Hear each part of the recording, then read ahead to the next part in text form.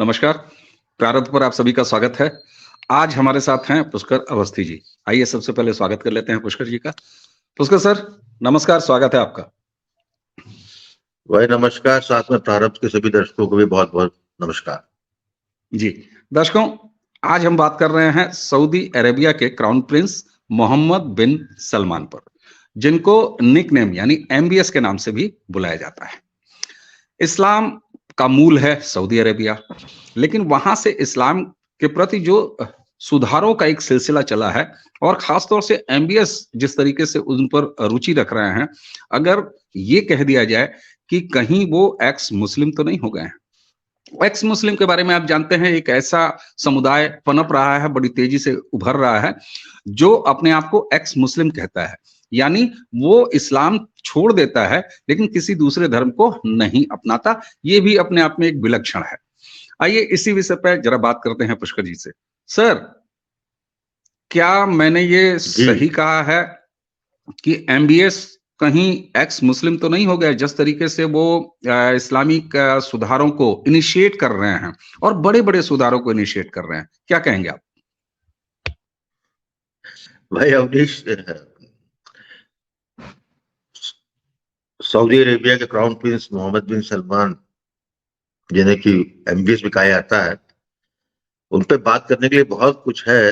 लेकिन शुरुआत आपने जो है सीधे सीधे एक्स मुस्लिम से कर दी है, तो मैं थोड़ा गड़बड़ा गया हूँ। देखिए, ऐसा है कि जो वहां पे सऊदी अरब में जो इस्लाम है, या जिस तरह की वहाँ इस्लामिक पद्धति और उसका तंत्र है, शासन तंत्र है, उसमें यदि कुछ सुधार हो रहा है तो उसको लेके सीधे एक्स मुस्लिम कह देना एमबीएस को मेरे ख्याल से बड़ी जल्दी हो बाजी तो के साथ साथ थोड़ा जो है मिसकैलकुलेशन हो जाएगा उसके चरित्र चित्रण में। तो मैं नहीं समझता कि वो एक्स मुस्लिम है। हाँ, ये जरूर कह सकते हैं कि जिस तरह एक्स मुस्लिम मुस्लिम जितने लोग हैं जिन्होंने इस्लाम छोड़ा है, उन्होंने जो है पहले इस्लाम में जब तर्क करने लगे, उस पर प्रश्न उठाने लगे, तो उसके बाद उनको वितृष्णा हुई या उनको लगा ये खोखला है, तो उन्होंने छोड़ दिया। लेकिन जो है मोहम्मद बिन सलमान बड़ी रिस्पॉन्सिबल पोजीशन पे है। सऊदी अरब सल्तनत के क्राउन प्रिंस है, साथ ही प्रधानमंत्री भी है, और जो उनके पिता इस वक्त जो है वहां के जो किंग हैं, राजा है, उनके जाने के बाद जो है वही बनेंगे, इसकी उम्मीद पूरी पूरी है। तो ऐसे समय में उनकी जो है बड़ी जिम्मेदारियां भी हैं उनके साथ। वो अंदर से इस्लाम के प्रति उनको जो है रेवलेशन हो गया कि उनके इस्लाम सही है गलत है, या उनको रिलीजन है भी कि नहीं। ये सब जो कुछ होगा वो सलमान बिन मोहम्मद बिन सलमान के अंतरकरण में ही होगा। उसको वो जी उसको जी कहना भी चाहेंगे, उसको करना भी चाहेंगे, तो वो ना कह सकते और ना ही करना ही है उचित रहेगा उनके लिए। क्योंकि उनको एक राष्ट्र चलाना है, एक देश चलाना है, साथ में वो ऐसे राष्ट्र के क्राउन प्रिंस हैं जो इस्लाम की जड़ है, जहाँ मक्का मदीना है, जहाँ से इस्लाम पनपा है। तो ऐसी दशा में जो है मैं नहीं समझता कि एक्स मुस्लिम इनको कहा जाए। हाँ, ये कह सकते हैं कि इस्लाम में जो ऑथोरिटेरिज्म है, जो उसमें रिजिडिटी है, या ना बदलने की जो एक उसके अंदर इस्लाम में अंतर्निहित रहता है, उस चीज को निश्चित रूप से मोहम्मद बिन सलमान ने जो है शना शना करके जो है उसमें इतनी जबरन जो है हटाना शुरू की है। तो इसलिए उस दृष्टि से कह सकते हैं कि 21वीं शताब्दी में इस्लाम में का इस्लामिक तंत्र में सबसे बड़ा बदलाव यदि कोई देख करने वाला है तो वो एमबीएस निश्चित रूप से। ठीक बात है। मैंने जानबूझ के एक्स मुस्लिम जैसी अतिशयोक्ति आपके सामने रखा, लेकिन ये बात तो आप मानेंगे और लोगों के जहन में भी ये लगातार चल रहा है कि आपने जैसा कहा कि बड़ी अहम रिस्पॉन्सिबिलिटी के पद पर हैं। दूसरा, एक ऐसी फैमिली से हैं कि वो अगले वहाँ के अमीर बनेंगे या मतलब सदर बनेंगे। ये सारी बातें ठीक है, लेकिन इतने अहम पद पे होने के बावजूद सऊदी अरेबिया जो मूल है इस्लाम का, वहां से ताल्लुक रखने के बावजूद आखिर इस तरह की जो एक सुधार वाली वो काम कर रहे हैं, तो आखिर इसकी उनको कहाँ से प्रेरणा मिली है? उनके अंतःकरण से मिली है, क्योंकि वहां ऐसी कोई जनता की डिमांड तो है नहीं, ना बाकी मुस्लिम वर्ल्ड की ऐसी कोई डिमांड है, मुस्लिम वर्ल्ड तो चाहता ही नहीं है। अकेले फिर एमबीएस को क्या पड़ी थी और क्यों पड़ी थी कि जो वो इतने सारे बदलावों की हिमायत कर रहे हैं, और न सिर्फ हिमायत कर रहे हैं बल्कि उस पर काम कर रहे हैं। मैं समझता हूं कि यदि इसका एमबीएस की ग्रोथ देखी जाए, पहली बात तो समझ लीजिए कि ये किंग सलमान के सबसे बड़े पुत्र नहीं, ये सातवें, यदि देखा जाए हायरार्की में क्राउन प्रिंस के लिए उनका वो सातवें है स्थान पे। लेकिन किंग सलमान की तीसरी बीवी के पहले पुत्र हैं और इन्होंने लॉ किया है। इनकी पढ़ाई अमेरिका में भी हुई है, बाहर भी हुई है। वहां से जब गए होंगे, ऐसा मुझे लगता है, तो जो उनकी जो उनका जो वातावरण रहा होगा, उनका जो संगत रही होगी, उसमें दुनिया देखी होगी। उसके बाद यहाँ किया, फिर उन्होंने कहीं ना कहीं निश्चित रूप से उनमें एक उत्तेजना होगी कि क्योंकि वो इस्लाम की छाती पे हैं, तो उन्होंने प्रश्न अपने आप से किए होंगे, पूछा होगा, दुनिया देखी होगी और फिर महसूस किया होगा कि किसी शताब्दी में इस्लाम के हिसाब में, किसी शताब्दी में सरवाइव करने के लिए, या जिस स्थिति में सऊदी अरेबिया की आज स्थिति है, उसको बनाए रखने के लिए ये सिर्फ जो चल रहा है वो काफी नहीं है। उसके अलावा जो है दूसरी बात मुझे समझ में आती ये है कि एक चीज का और भी उनको एहसास हो गया था कि आज जो सऊदी अरेबिया है, ये 70 से पहले नहीं था, या और पीछे चले जाए तो 1932 से पहले सऊदी अरेबिया नाम कोई चीज ही नहीं थी। एक अरेबियन पेंसुला था, उसी में 3-4 ट्राइब्स थी। रियाद पे अल साउद ट्राइब का था, उन्हीं ने जो है सब कुछ जीता और उसके बाद सब कुछ इकट्ठा किया, और 1932 में जो है सऊदी अरेबिया एक राष्ट्र के रूप में सामने आया, लेकिन बादशाहत रही। बाद में जो है उसमें पेट्रोल मिल गया उनको। पेट्रोल मिला तो बेसिकली शुरू में तो अमेरिकन कंपनीज और ये सब लगी रही उसके अंदर। फिर 70s के बाद जब जो है जब ऑयल वॉर स्टार्ट हुई है, या कह सकते हैं कि जब इजराइल और अरब का 1973 में वॉर हुई, उसके बाद जो है तेल को हथियार बनाया, और जो है उसकी जो है कीमत में बेतहाशा वृद्धि हुई, तो उसके बाद एकदम से जो है कैश फ्लो आया। तो उसमें क्या हुआ कि खुले हाथ से खर्चा किया गया, वेलफेयर स्टेट बनाई गई। वेलफेयर स्टेट इस कदर बनाई गई कि कोई जो भी है उसको कुछ करने की जरूरत नहीं, उसको सब कुछ जो है शिक्षा, रहना, खाना पीना सब कुछ जो है तरीके से बादशाह की तरफ से थी। और उसके बाद ही जो है बहुत ही कम समय में 7 साल बाद ही जो है अफगानिस्तान वॉर स्टार्ट हो जाती है, जहां पर की जो है सोवियत रशिया से जो है युद्ध होता है। अमेरिका को आता है, अमेरिका जो है उस युद्ध में हराने के लिए एक कट्टरपंथी इस्लाम की उनकी आवश्यकता होती है, जिसके लिए वो सऊदी अरेबिया को प्रोपोगेट करते हैं। सऊदी अरेबिया ने अपना जो वहाबी कट्टरपंथी इस्लाम था उसके जो है मदरसे चलाए और इस तरीके से जिहादी तैयार किए। तो ये सब कुछ अच्छा रहा, और तो ये मेरी याददाश्त में है 70-80 में ये बात मुसलमानों में समाज में बहुत स्पष्ट था कि इस्लाम के अल्लाह जो है सबसे शक्तिमान है, अल्लाह ने जो है तेल दे दिया, और इसीलिए जो है मतलब अंत में जो है पूरी दुनिया इस्लाम ही होगी, इस्लाम में ही कन्वर्ट होगी। तो वहां पर जो रेडिकलिज्म आया, लेकिन जब ये 21वीं शताब्दी का भाई देखिए, इस 1985 की पैदाइश है एमबीएस की। मतलब जब पैदा हुआ तो उस वक्त जो है कट्टरपंथी इस्लाम का जो है हथियार के रूप में इस्तेमाल करने के लिए प्रयोग चालू हो चुका था, जिसमें कि अमेरिका के सहमति से सऊदी अरेबिया के पेट्रो डॉलर और मुल्ला मौलवी उन्होंने इसको किया। तो मैं कहता हूँ जब 21वीं शताब्दी में जब बड़ा हो गया पढ़ने उढ़ने गया होगा तो उसके बाद स्वरूप देखा होगा। उस वक्त जो है सोवियत रशिया खत्म हो चुका था, दुनिया बदल रही थी।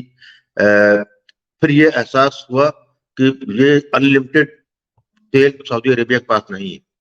ये जो है एक उसकी एक है उसमें लोग तो कोई कहता 30 साल तक का तेल बाकी है, कोई कहता 20 साल का, कोई उससे कम बताता है।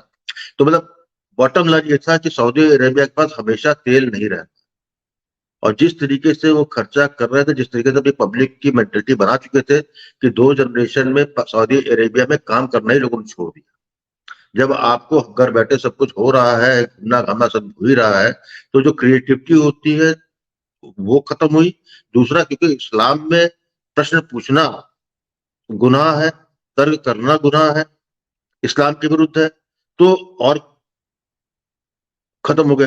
तो उनको पहली बार ये लगा यदि तेल खत्म हो गया या तेल की ऐसी स्थिति होती या इकोनॉमिक कंडीशन हमारी डिटेक्ट होती या हमें कोई ड्रास्टिक चेंज लाना है अपने अंदर, हम तुरंत लेते हैं, तो बहुत बड़ी संभावना है कि मुस्लिम ब्रदरहुड का भी उनको डर था, जो कि वहां पर जो है मिडिल ईस्ट में जितनी बादशाहत किंगडम है या बादशाही है उसके विरुद्ध है मुस्लिम ब्रदरहुड। तो ये कह सकते हैं कि सऊदी अरब एक राष्ट्र के रूप में, अल साउद अपनी जो उसका कबीला है उसको लेके, और अपनी राजशाही, इन तीनों चीजों को लंबे समय तक या 21वीं शताब्दी में वो सरवाइव करके बना रहे, इंटैक्ट रहे, उसके लिए बहुत जरूरी हो गया था कि फूंक फूंक के कदम रख के धीरे धीरे ग्रेजुअल चेंजेस लाए जाए। तो आप देखिएगा चेंजेस ग्रेजुअल, लोग क्रिटिसाइज अभी भी करते हैं वहां पे लेकिन क्रिटिसाइज करना बनता नहीं है, क्योंकि जो समाज इतने शताब्दियों से जकड़ा हुआ, ट्रेडिशनलिस्ट हो या कट्टरपंथी हो, उसको आप रातों रात जो है एक ही पीढ़ी में ठीक नहीं कर सकते। तो उसने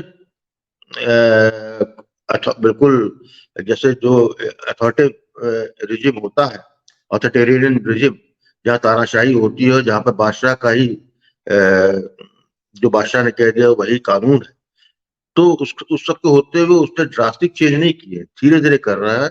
और मैं समझता हूँ कि यदि सरवाइव कर गया एमबीएस, क्योंकि एक बड़ा प्रश्न है कि मोहम्मद बिन सलमान कब तक सरवाइव करते हैं।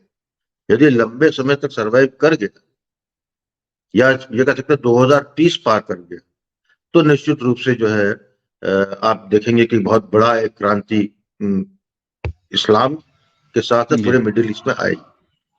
ठीक बात। अच्छा, देखिए बादशाहत वहां है, आपने कहा कि उनकी तीसरी बीबी के पहले पुत्र हैं, यानी उनके अब्बा जान वो वहां के मालिक हैं। प्रधानमंत्री रहते हुए एमबीएस ये सारी चीजें जो कर रहे हैं, तो क्या ये संभव है कि अपने पिता की सहमति के बिना, चाहे वो मौन सहमति ही हो, ये सारा ये सब कर पा रहे हैं? तो क्या ये नहीं समझा जाए कि इसमें सऊदी अरब के जो राष्ट्र प्रमुख हैं, यानी एमबीएस के पिता जो हैं, उनकी कहीं ना कहीं सहमति है? क्योंकि भाई वहां तो सुल्तान ने जो कह दिया वो आखिरी, तो वो तो 2 मिनट में उनको चुप करा सकते थे। देखिए, मेरा मानना है कि इसमें जो कुछ हो रहा उसमें जो है इनके पिता किंग सलमान का हाथ बिल्कुल नहीं। कारण बहुत स्पष्ट है, किंग सलमान जो है स्वयं बड़े रिजिड ट्रेडिशनलिस्ट है रहे, लेकिन टाइमिंग ऐसी रही है सऊदी अरबिया के इस कालखंड में कि उनके पिता जो है ऑलमोस्ट ऑन बेड, अब बहुत साल से लगातार बीमार। इस बीच उनके कुछ ही बार वो सामने दिखे हैं, वो तब दिखे हैं जब कोई बहुत बड़ा कोई राष्ट्राध्यक्ष आया है और उनकी उपस्थिति अनिवार्य है, तब वो खड़े हैं, केवल वो खड़े रहे, वह दुआ सलाम करते रहे, लेकिन कोई किसी तरीके की कोई जो है नीतिगत वार्ता उनके पिता उसमें शामिल नहीं। तो पहले जो है क्राउन प्रिंस बने, उसके बाद इसीलिए जो है बाद में मेरे ख्याल से ये प्राइम मिनिस्टर बन गए, इन्होंने पद ले लिया एज ए प्रधानमंत्री। राजकुमार तो है, सारे प्रधानमंत्री का पद इन्होंने लिया, जहां तो उन पर अथॉरिटी भाई। और धीरे धीरे आपको ध्यान होगा, जब ये प्राइम मिनिस्टर बने थे तब इन्होंने एक बड़ा हल्ला मचा था कि 200 लोगों को जो है, सारे जो खानदानी इनके प्रिंस और वो सब थे, उन सबको जो है एक होटल बंद करके जो है उनसे जो है पैसे उन्होंने जो जहाज उन्होंने इन्वेस्ट किए थे सऊदी अरब के बाद, वो लाए थे। तो ये सब था। तो मैं समझता हूँ कि इनके पिता का उतना रोल नहीं है, स्वयं इन्हीं का है। कि देखिए पहले कि जब जब क्राउन प्रिंस बने तो सबसे पहले इन्होंने परिवर्तन ये लाया कि वहां पे सऊदी अरेबिया में रिलीजियस पुलिस है। वहां पर जो है एक पुलिस है जिसका नाम रिलीजियस पुलिस है। वो जो है पूरे सऊदी अरब में घूमती है और वो देखती है कि कोई आदमी कोई जो है ऐसा कोई काम ना कर रहा हो जो इस्लाम में विरुद्ध हो, या जो उनके बड़े ही कठोर नियम है। उसको कोई औरत जा रही तो उसके बदन नहीं दिखना चाहिए, छुपा रहता है, वो अकेले नहीं जा सकती, तमाम चीजें इस तरह की। तो सबसे पहले तो उसमें जो है उस रिलीजियस पुलिस की जो पावर थी उसको डायल्यूट किया। फिर उसको डायल्यूट करने के बाद नेक्स्ट स्टेप उठाया, क्योंकि वो वेस्टर्न वर्ल्ड देख के आ रहा था, जिसमें उसको ये महसूस हो रहा था कि केवल पुरुष प्रधान समाज को लेके हम सऊदी समाज को 21वीं शताब्दी में नहीं चला सकते। जब तक चल गया कि जिस हिसाब से जो जनरेशनल चेंजेस हर 5 साल में हो रही है, हर 3 साल में हो रही है, उसको देखते इसलिए उन्होंने जो वहां की महिलाओं को जो है गाड़ी चलाने की जो पहले पाबंदी थी वो हटा ली। फिर उसके बाद उनका एक और था कि कोई महिला जो है बिना पुरुष के संरक्षण में घर के बाहर नहीं जा सकती, किसी सार्वजनिक जगह पे नहीं जा सकती। उस चीज को खत्म किया। तो इस तरीके से उस सऊदी अरब की उस आबादी को 50% उस आबादी को जो कि कई शताब्दियों से कैद थी, उसके धीरे धीरे करके जो है उसको, क्योंकि देखिए एकदम से आजादी को दे देगा तो आप भी जानते हैं कि जो है जब एकदम से इतने समय से यदि हाथ जकड़े हुए हैं और एकदम खोल दिया जाएगा तो वो उस हाथ को प्रॉपर यूज ही नहीं कर पाएगा। तो ये इन्होंने इसको किया। अब यहाँ पर और साथ में क्या उन्होंने की कि 2030 विजन सऊदी लेकर आए, जिसमें उन्होंने 2030 तक हम सऊदी अरब में केवल एक ही इकोनॉमी है ना सऊदी अरेबिया की, तेल को छोड़ के बाकी बैंकिंग सेक्टर, ये सेक्टर, आईटी सेक्टर, इन सबको जो है लाने का प्रयास उन्होंने शुरू किया कि 2030 तक हम जो है केवल तेल इकोनॉमी नहीं, साथ में इंडस्ट्री एंड टूरिज्म, बाकी चीजें भी 2 चीजें। ठीक है। इनफैक्ट जो है एमबीएस को मुझे लगता है कि ये यूएई, उसके बगल में यूएई है, बहुत छोटा है। और वहां और जिस तरीके से वहां के 7 अमीरों ने मिलकर जो है यूएई को जो है विश्व का जो है फाइनेंशियल हब बना डाला, तो उसको लगा कि हम यहाँ बहुत पिछड़ गए हैं की तरफ, क्योंकि यदि यूएई इसी तरह बढ़ता रहा तो छोटा होने के बाद भी कल जो है मिडिल ईस्ट की लीडरशिप कह लीजिए, इस्लामिक वर्ल्ड की लीडरशिप कह लीजिए, वो ऑटोमेटिकली जो है चला जाएगा। तो इसलिए जो तेजी से इस पे काम कर रहे हैं। ठीक है, बिल्कुल ये बात समझ में आती है। और वैसे तो सर ये भी कहा जाए कि अगर ये बाहर यानी यूएस वगैरह पढ़ के और एक नौजवान आया है तो फिर उसके अंदर प्रोग्रेसिवनेस आ गई है, तो ऐसे तो बहुत सारे मुसलमान युवक जो हैं वो यूरोप में है, यूएस में है, तमाम है, लेकिन वो क्या कर रहे हैं और किस तरह से सड़कों पर निकल रहे हैं ये भी देखा जा सकता है। तो ये कुल मिला के ये निश्चित कहा जा रहा है या समझा जा सकता है कि एमबीएस खुद के अंदर भी सुधार ला रहे हैं, खुद के अंदर मतलब अपने देश, अपने समाज के अंदर। और उम्मीद की जाती है कि आप देखिए ना, आपने कहा ये 7वें बेटे हैं, लेकिन बाकी 6 का तो कोई नाम भी नहीं जानता। ये एमबीएस ही जाने जाते हैं अपने पिता के बाद। तो इसलिए ये लीड करते हुए दिखाई दे रहे हैं और अपने मूल स्थान में अगर इस्लाम बदल रहा है, तो हालांकि इसकी उम्मीद अभी तक के उदाहरणों के आधार पर बहुत कम है कि शेष जो इस्लामी मुल्क हैं, खास तौर से हिंदुस्तान, पाकिस्तान के मुसलमान हैं, वो कुछ समझेंगे कि उनका अब्बा हुजूर जो हैं, वहां इतने चेंजेस कर सकते हैं अपने अंदर, तो इनके अंदर भी ये चेंजेस आने चाहिए। हालांकि ये उम्मीद अभी सिर्फ उम्मीद है, ऐसा कुछ होगा ये भविष्य में है। तो एमबीएस के इस उदारीकरण, इस्लामिक उदारीकरण पर जो एक नजरिया आपने रखा, मुझे लगता है कि इस पर बेहद कम बात हुई है और आपका धन्यवाद देना चाहूंगा प्रारब्ध से कि आपने इस पर प्रकाश डाला। दर्शकों, हमें उम्मीद है कि एमबीएस के इस व्यक्तित्व और उनके व्यक्तित्व के इस पक्ष पर जिस पर बेहद कम बातचीत आपको देखने को मिलती है, बहुत कम चर्चाएं होती हैं, क्योंकि देखिए वो समाज तो अपने अंदर चर्चा करता नहीं। और एक और बात भी है कि विशेष तौर से भारत के संदर्भ में कि जो दूसरा समाज है, यानी हमारा बहुसंख्यक समाज है, वो भी बात नहीं करता। तो इस तरीके से कम बात तो होनी चाहिए ताकि उसका असर अगर कुछ हो रहा है नकारात्मक तो भी पता चले, सकारात्मक हो रहा है तो भी पता चले। तो इसी के साथ पुष्कर जी, आपको बहुत बहुत धन्यवाद समय देने के लिए। और दर्शकों, इसी के साथ हमें और पुष्कर जी दोनों को इजाजत दीजिए। आप सभी को नमस्कार, प्रणाम। प्रणाम।